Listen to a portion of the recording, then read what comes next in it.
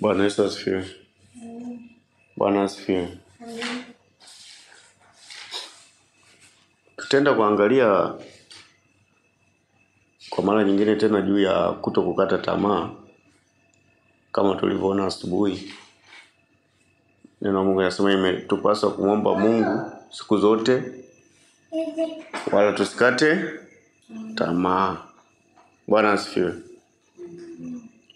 Asubuhi tulijaribu kuona watu wawili. Alikuwa yule mdada ambaye alikuwa anadai haki yake kwa yule kazi zalimu. Lakini pia tulimuona na kipofu mmoja ambaye na yeye pia hakukata tamaa mpaka akapata majibu yake. Maana yake inatuonyesha usipokata tamaa unaweza ukapata majibu yako kutoka kwa Mungu. Chochote kile ambacho wewe unakitaka kwenye maisha haya, wewe muamini Mungu.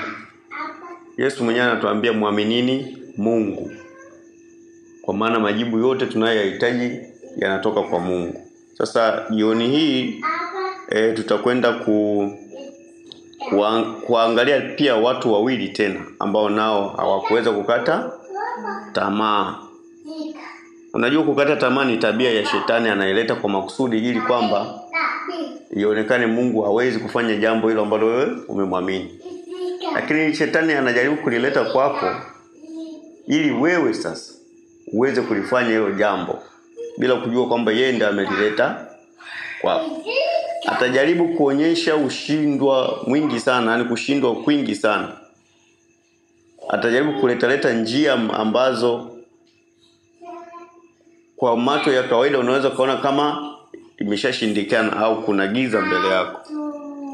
Lakini kama unaendelea kumwamini Mungu, hiyo giza itaanza kutoka na utukufu wa Mungu utakuwa kwenye maisha yako.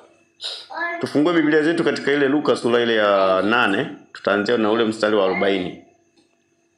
Luka sura ya 8 na kuanzia ule mstari wa 40.